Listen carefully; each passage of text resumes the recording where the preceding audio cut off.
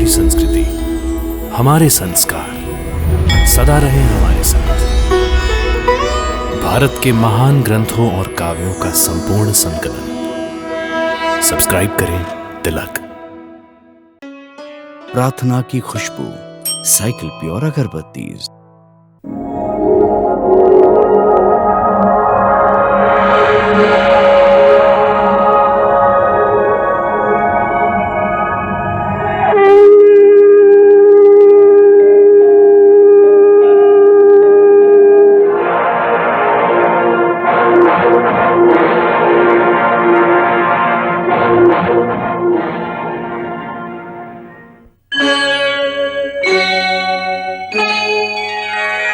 कृष्णा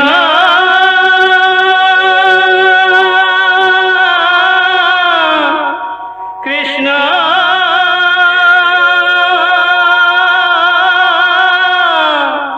हरे कृष्णा हरे हरे।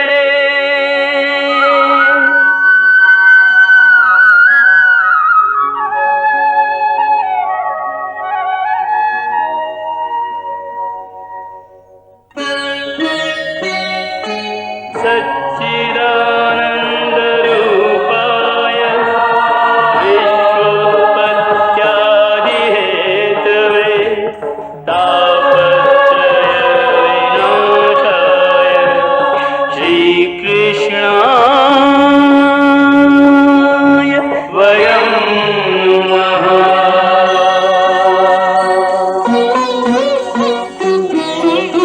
श्रीकृष्ण गोविंद हरे मुरारे, हे नाथ नारायण वासुदेव। हरे कृष्ण राधे राधे कृष्ण कृष्ण कृष्ण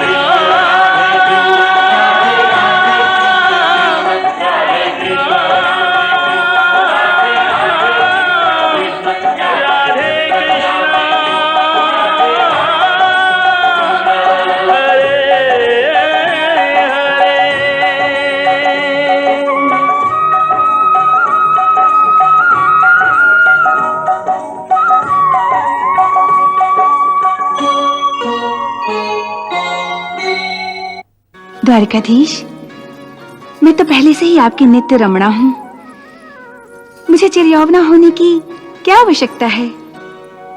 फिर भी आपने देवलोक से आते समय मेरा जो इतना ध्यान रखा, उसके लिए मैं आपको नतमस्तक होकर आपकी दी हुई भेंट स्वीकार करती हूँ। परंतु एक बात बताइए द्वारिकाधीश, कि मेरे पास ये पारिजात का पुष्प देखकर मेरी छोटी बहन सत्यभामा पर क्या प्रतिक्रिया होगी, ये कभी सोचा है आपने? उन्होंने रुक्मणी को तो एक ही फूल दिया है, और मैं उनसे पारिजात का वृक्ष ही पृथ्वी पर लेकर रहूंगी। ये मैं क्या सुन रहा हूँ सत्यभामा? तुम्हें पारिजात का वृक्ष चाहिए? हाँ, पारिजात का वृक्ष चाहिए। परंतु पारिजात का वृक्ष तो देवलोक के नंदनवन में है सत्यभामा।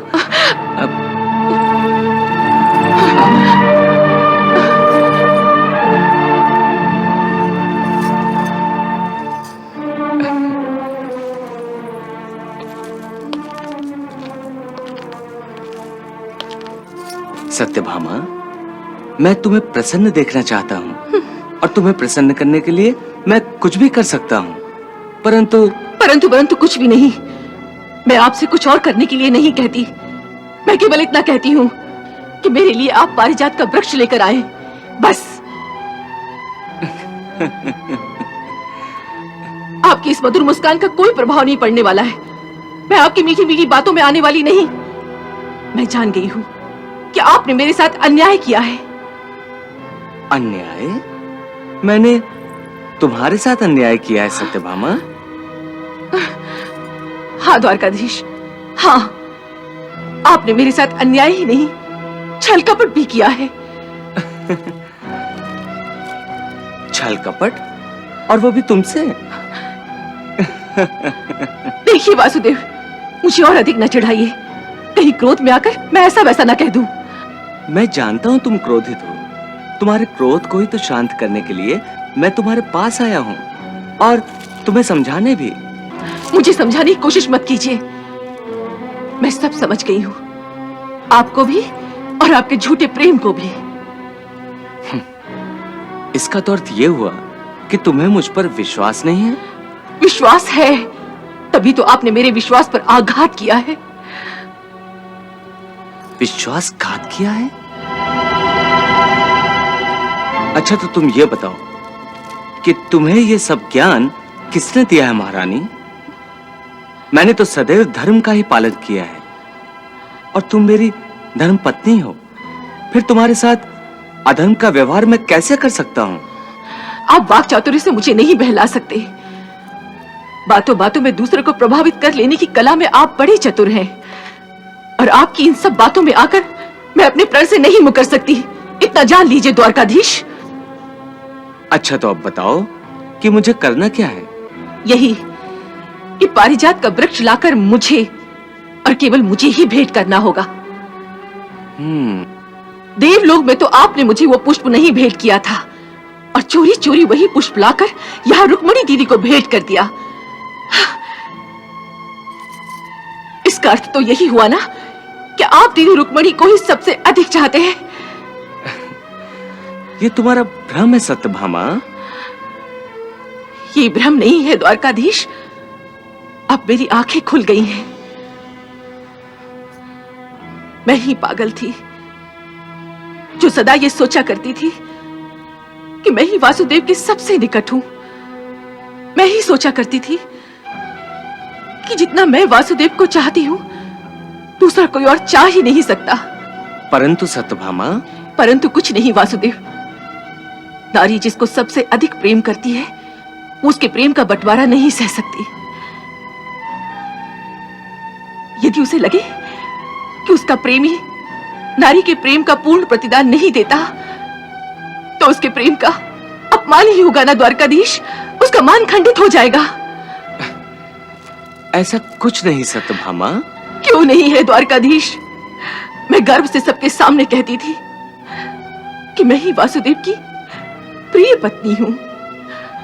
इसीलिए वो मुझे अपने साथ युद्ध पर लेकर गए थे, और आज ये महल की दीवारें, ये खिड़कियां, ये सब आराम और सुख के साधन मेरा मुंह चढ़ाते हैं, मुझ पर हंसते हैं और कहते हैं कि मैं वासुदेव की प्रिया नहीं हूं। मैं वासुदेव की प्रिया नहीं हूं। मैं वासुदेव की प्रिया नहीं हूं।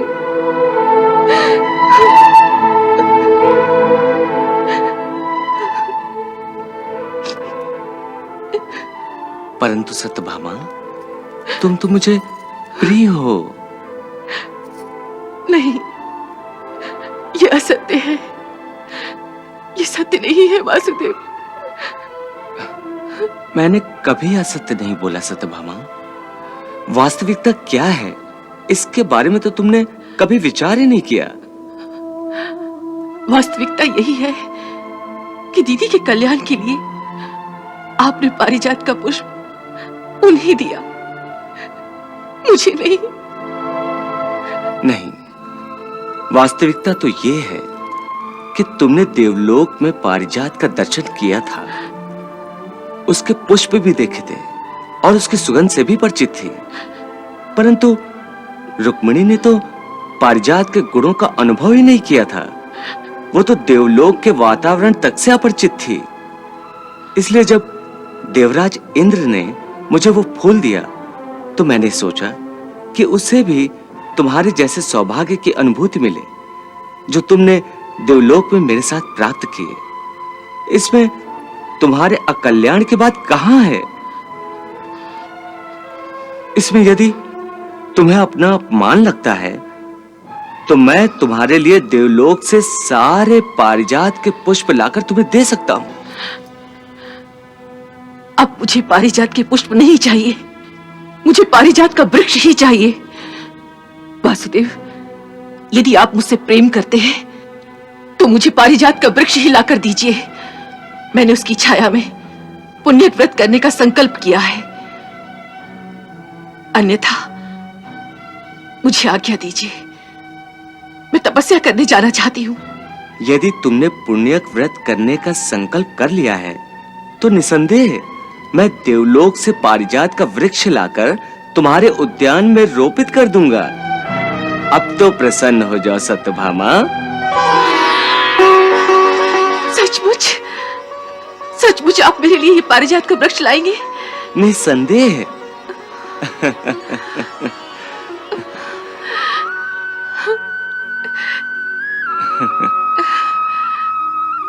नारायण नारायण। प्रभु आपकी लीला बड़ी निराली है। देवी सत्यभामा को चिर यौवना का वरदान दिलाकर आपने उनके अहंकार को परिसीमा तक पहुंचा दिया और अब आप उन्हीं के लिए पारिजात लाने की योजना बना रहे हैं। वैसे ठीक ही है, देवराज इंद्र के अहंकार को भी तो समाप्त करना है। उन्होंने भी तो भगवान शंकर को पारिजात देने से मना कर दिया था। उन्हें इस धृष्टता का दंड तो मिलना ही चाहिए प्रभु। वाह प्रभु वाह, कैसी लीला रचाई है। एक तीर और लक्ष्य भेद दो। नारायण नारायण। सत्यभामा, मैं इसी समय देवराज इंद्र को संदेश भेजता हूँ। परंतु किसके द्वारा? मुनिवर नारद जी के द्वारा। और किसके द्वारा?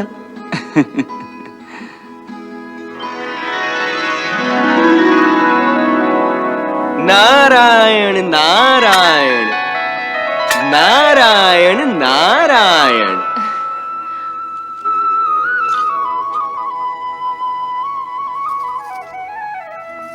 प्रणाम मुनिवर। सौभाग्यवती भव। आप दोनों ने मुझे क्यों स्मरण किया है? देवर्षि, देवी सत्यभामा पारिजात वृक्ष की छाया में पुण्यक व्रत का अनुष्ठान करना चाहती हैं। इसलिए आपको देवलोक जाकर मेरी ओर से यह विनती देवराज इंद्र से करनी होगी कि वो पारिजात के वृक्ष को सत्यभामा के उद्यान में लगवा दें। प्रभु, परंतु मुझे संदेह है। देवराज आपकी इस विनती को स्वीकार नहीं करेंगे। क्यों नहीं? वे लोकपाल हैं और मैं लोक कल्याण के लिए तो उनसे एक वृक्ष की कामना कर रहा हूँ। वो तो ठीक है प्रभु, परंतु देवराज तो भगवान शंकर को भी उस वृक्ष को देने से एक बार मना कर चुके हैं। उन्होंने भी तो माता पार्वती के पुण्यक व्रत के लिए पारिजात मांगा था। भगवान, क्या देवलोक की निधियों को पृथ्वी लोक पर लाना उचित होगा? क्या आप क्षीर सागर को पृथ्वी लोक पर लाने की सोच सकते हैं? क्या ये विधि के विधान के विरुद्ध न होगा भगवान? देवर्षि, आपका कथन भी उचित है, परंतु मैंने तो देवी सत्यभामा को पारिजात का वृक्ष पृथ्वी पर लाने का वचन दे दिया है। अब यह भी तो संभव नहीं कि मेरा दिया हुआ वचन झूठा हो जाए। यदि ऐसा हुआ तो संसार से सत्य का नाश हो जाएगा। इसलिए आप इंद्र को मेरा संदेश जाकर दें। जो आज्ञा प्रभु। नारायण नारायण। स्वागत है देवर्षि, स्वागत है। पधारें पधारें। कहिए, त्रिलोक में सब कुशल तो है ना? कुशल तो है, परंतु आज मैं आपके पास एक अत्यावश्यक संदेश लेकर आया हूं। कहिए तो कहूं? अवश्य मुनिवर, अवश्य। द्वारकाधीश श्री कृष्ण ने आपसे निवेदन किया है कि वे अपने सहधर्मिणी देवी सत्यभामा के पुण्यक व्रत के सुफल के लिए आपसे पारिजात वृक्ष की कामना करते हैं। बस यही संदेश लेकर मैं आपके पास आया हूं देवेंद्र जी। मृत्युलोक में पारिजात की कामना? हाँ, श्री कृष्ण का तो यही कहना है। तो क्या वे ये नहीं जानते कि इस समय मनुष्य योनि में है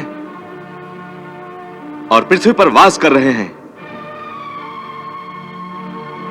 देवलोक को अमरता देने वाले पारिजात को मैं पृथ्वी पर कैसे भेज सकता हूं?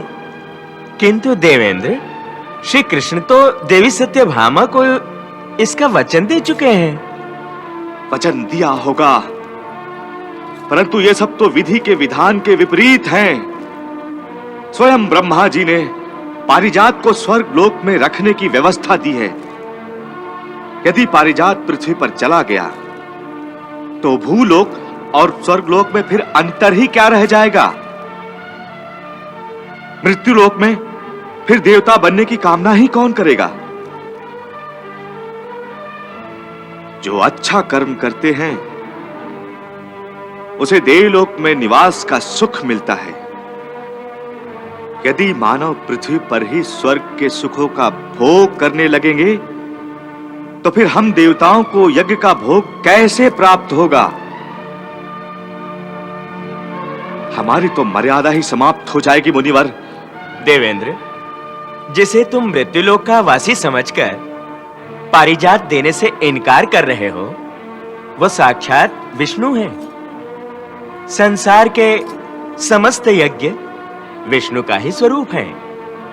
उन्होंने ही 12 अवतार लेकर पृथ्वी लोक की रक्षा की है।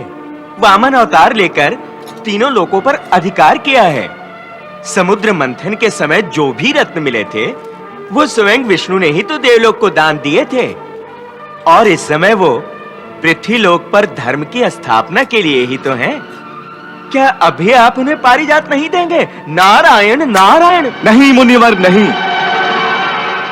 यदि द्वारकाधीश चाहे तो स्वर्गलोक के सारे आभूषण, वस्त्र, रत्न अपने उपभोग के लिए मांग सकते हैं, परंतु पारिजात नहीं।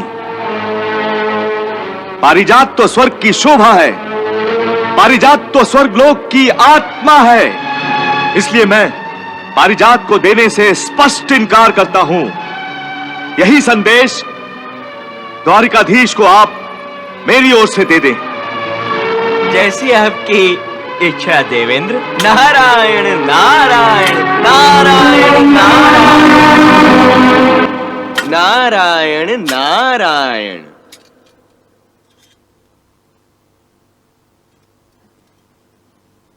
कहिए मुनिराज, क्या कहा देवराज इंद्र ने? पारिजात पृथ्वी पर आ रहा है ना? नहीं प्रभु, देवराज इंद्र ने तो पारिजात पृथ्वी पर भेजने से स्पष्ट इनकार कर दिया। क्या? स्पष्ट इनकार कर दिया? हाँ, देवराज स्वर्गलोक के वस्त्र, रत्न, आभूषण सभी कुछ आपको देने के लिए तैयार हैं, किंतु पारिजात का वृक्ष नहीं। अच्छा, तो क्या देवेंद्र ये भूल गए कि स्वर्गलोक के सम्मान की रक्षा के लिए मैंने अपना धर्म समझकर नरकासुर से देवलोक की रक्षा की थी? और क्या ये भी भूल गए कि देव माता अदिति के कुंडल मैंने ही लौटाए थे? और अब वो पारिजात देने से इनकार कर रहे हैं। अब तो मैं पारिजात उनसे लेकर ही रहूंगा, चाहे मुझे इसके लिए देवराज इंद्र से युद्ध क्यों न करना पड़े। युद्ध? तो क्या द्वारकाधीश हमें युद्ध करने का आमंत्रण दे रहे हैं? यदि ऐसा है तो हम पारिजात की रक्षा के लिए युद्ध के लिए भी तैयार हैं। ठीक है देवर्षि, यदि देवेंद्र युद्ध के लिए तैयार हैं तो युद्ध अवश्य होगा।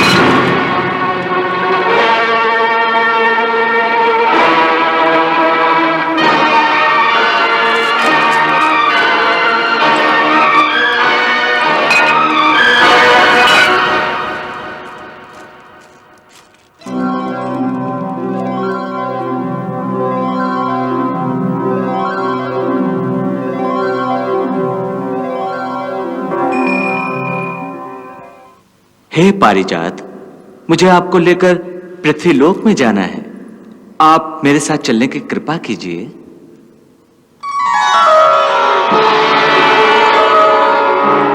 ठहरिए द्वारिकाधीश।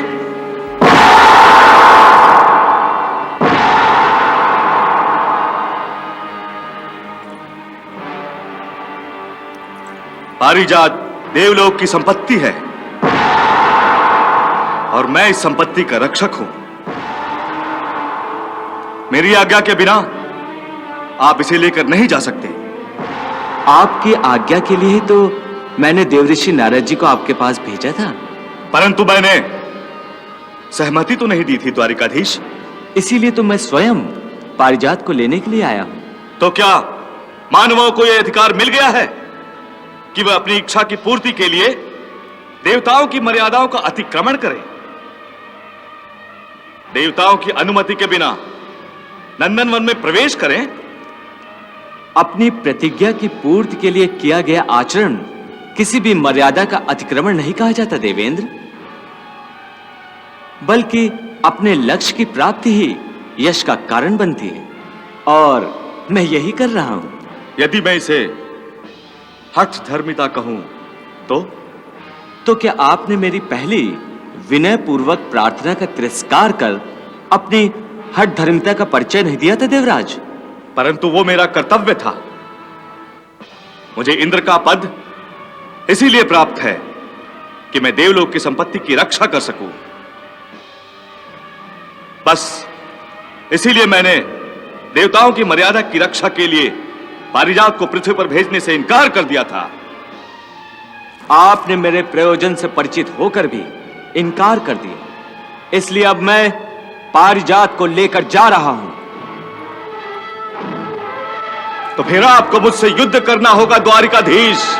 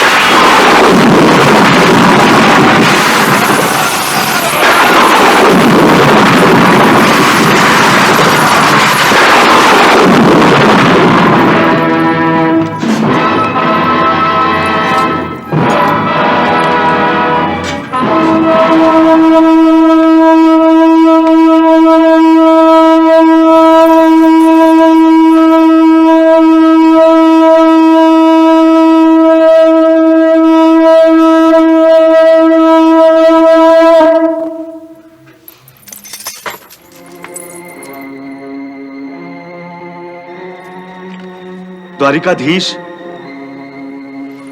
पृथ्वी पर संध्या वंदन का समय हो गया है। युद्ध नीति के अनुसार अभी आपके विश्राम का समय है। कल प्रातः फिर युद्ध शुरू होगा। मेरा आग्रह है कि आप देवलोक में ही मेरे महल में विश्राम करें। नहीं देवराज, इस समय हम दोनों युद्ध की दीक्षा में हैं और नीति के अनुसार हम आपका आश्रय नहीं ले सकते।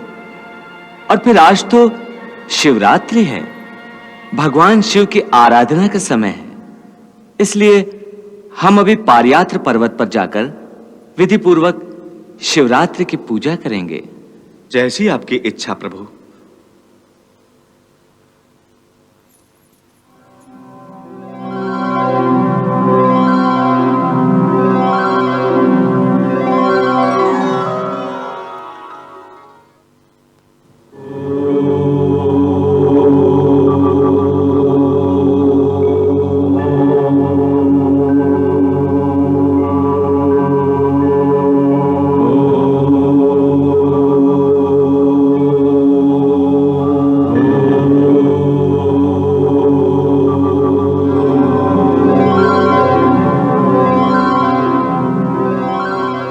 हे देवादिदेव महादेव, आज शिवरात्रि है और मेरे मन में आपके दर्शनों की बड़ी तीव्र लालसा है। कृपया मुझे अपने दर्शन दें।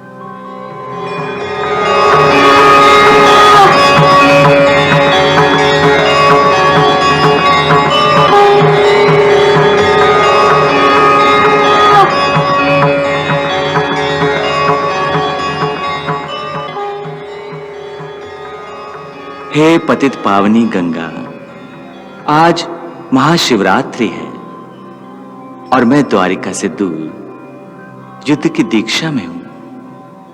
आज शंकर महादेव की आराधना की रात्रि है और मुझे उनकी पूजा करनी है।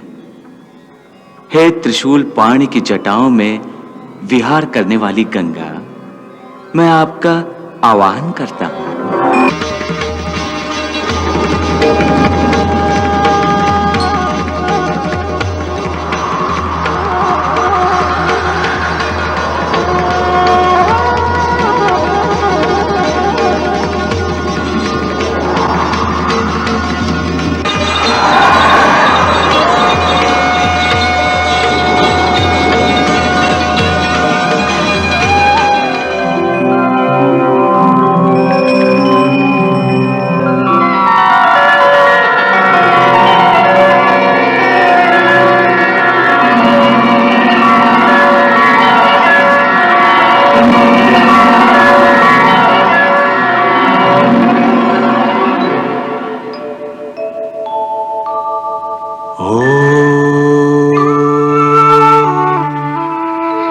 नमः शिवाय।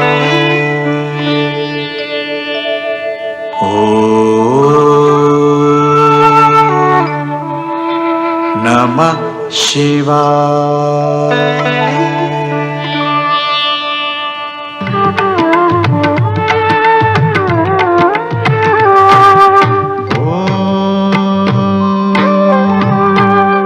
नमः शिवाय।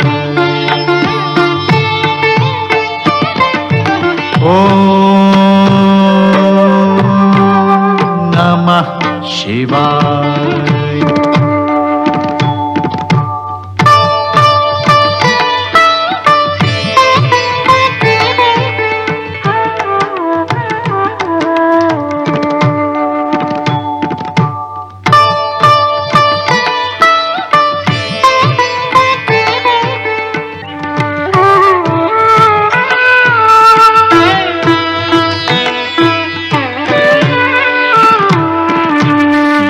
निर्मितांकर्ह्यपि कर्म पर्वणि मायां जनोऽयं गुणसर्गमोहितः न वेदनिस्तारणयोगविद्या समञ्जसा तस्मै नमस्ते विलयोदयात्मने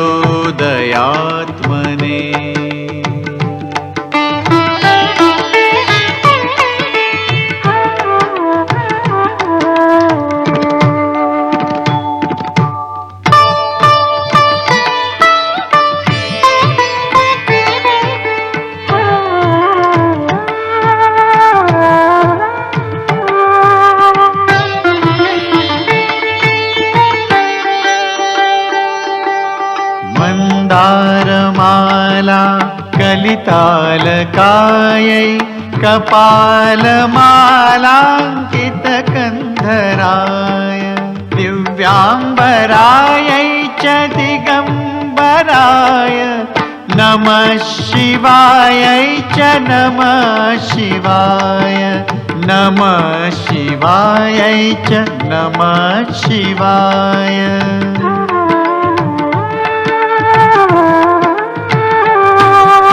अम्भोधर श्यामलकुन्तलायै तडित्प्रभाताम्रजटाधराय निरीश्वरायै निखिलेश्वराय नमः शिवायै च नमः शिवाय नमः शिवायै च नमः शिवाय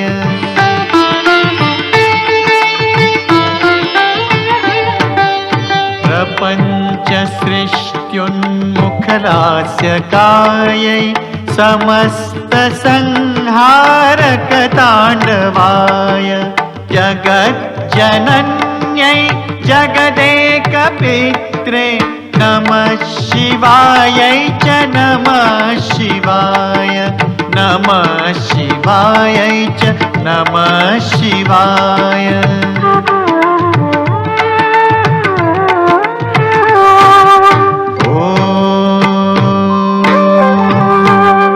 नमः शिवाय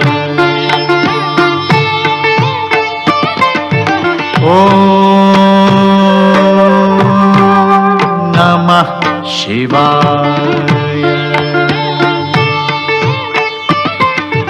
ॐ नमः शिवाय नमः शिवाय नमः शिवाय ॐ नमः शिवाय नमः शिवाय नमः शिवाय ॐ नमः शिवाय नमः शिवाय नमः शिवाय ॐ नमः शिवाय नमः शिवाय नमः शिवाय ॐ नमः शिवाय।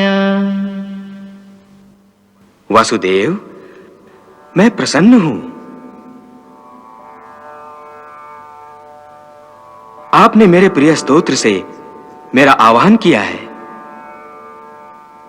जिस पर्वत पर स्वयं भगवान वासुदेव ने मेरी आराधना की है, उस पर्वत पर मेरा रूप विल्वेश्वर के नाम से जाना जाएगा। आपने जिस स्तोत्र से मुझे पुकारा है, भविष्य में जो भी इस स्तोत्र से मेरी पूजा करेगा, उस पर मैं प्रसन्न रहूंगा। और जो इस जलधारा में स्नान करेगा, उसे गंगा स्नान का पुण्य प्राप्त होगा। बोलिए प्रभु, मेरे योग्य क्या सेवा है? भगवान, आप तो मेरे इष्ट हैं। आपसे सेवा नहीं, मुझे आशीर्वाद चाहिए। स्वयं को छोटा मानकर दूसरों को सम्मान देते हैं, यही आपके हृदय की विशालता का परिचायक है। समस्त सृष्टि के पालनहार होकर भी आप स्वयं को नगण्य बताते हैं। त्रिलोक के स्वामी होकर भी एक याचक की भांति विनम्र हैं, यही स्वयं आपकी महानता का परिचायक है। इसलिए विजय तो आपकी होगी ही, परंतु क्या देवादिदेव? यही कि मैं आपके और देवराज इंद्र के युद्ध को देख रहा हूं। आप इंद्र पर घातक वार नहीं कर रहे हैं। मुझे तो ऐसा लग रहा है आप उसकी रक्षा कर रहे हैं वासुदेव। हाँ देव, मेरा उद्देश्य इंद्र का पराभव करना नहीं, मैं तो उसके अहंकार का नाश करना चाहता हूं। मैं पहले भी गोवर्धन पर्वत पर उसका ये अहंकार नष्ट कर चुका हूं, फिर भी उसने आपको भी पारिजात देने से इनकार कर दिया था, जिसके कारण आपको भगवती पार्वती के लिए स्वयं एक पारिजात वन का निर्माण करना पड़ा। इस समय वो मुझे भी पारिजात के लिए मना कर रहा है और स्वयं को एक सर्वोच्च सत्ता के रूप में प्रतिष्ठित कर रहा है। बस मैं उसके इसी अहंकार को तोड़कर पारिजात का वृक्ष पृथ्वी लोक पर ले जाना चाहता हूं। उसी के लिए आशीर्वाद दीजिए। अवश्य, कल आप पारिजात के साथ ही पृथ्वीलोक में जाएंगे वासुदेव।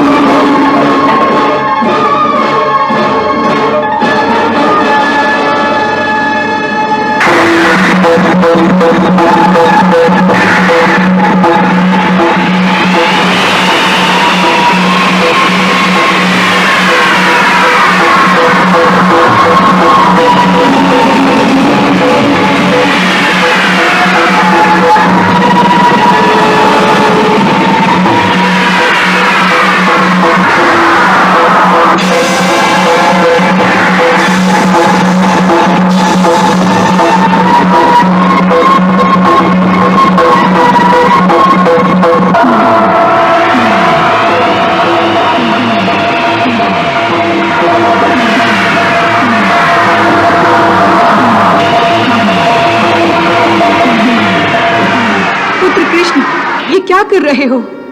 रुक जाओ सुदर्शन।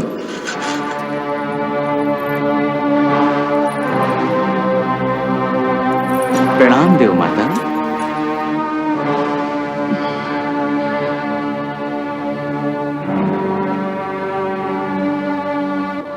अपने ही भाई को समाप्त कर डालोगे? क्या तुम्हें याद दिलाने की आवश्यकता है कि वामन अवतार के समय मैंने ही तुम्हें जन्म दिया था? अरे इंद्र के पराभव से तो इंद्र के पद का सम्मान ही नष्ट हो जाएगा। कृष्ण, ये युद्ध रोक दो। जो आज्ञा देव माता।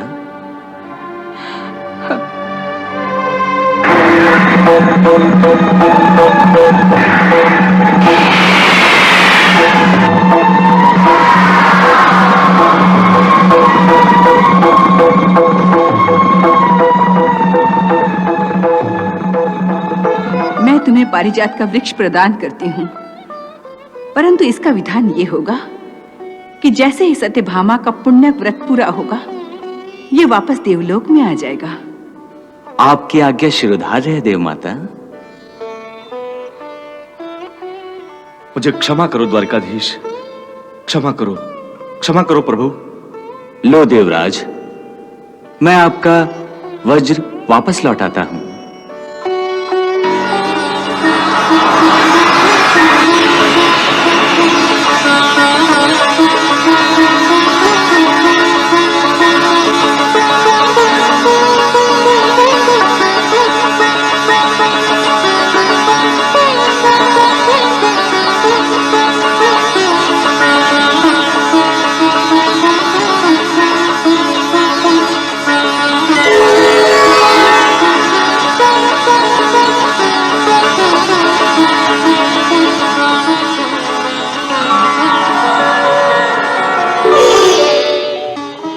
तुभ्यं नमामि नारायणाय, तुभ्यं नमामि जगदीश्वराय, हे लक्ष्मीकान्तं तुभ्यं नमामि, हे शान्ताकारं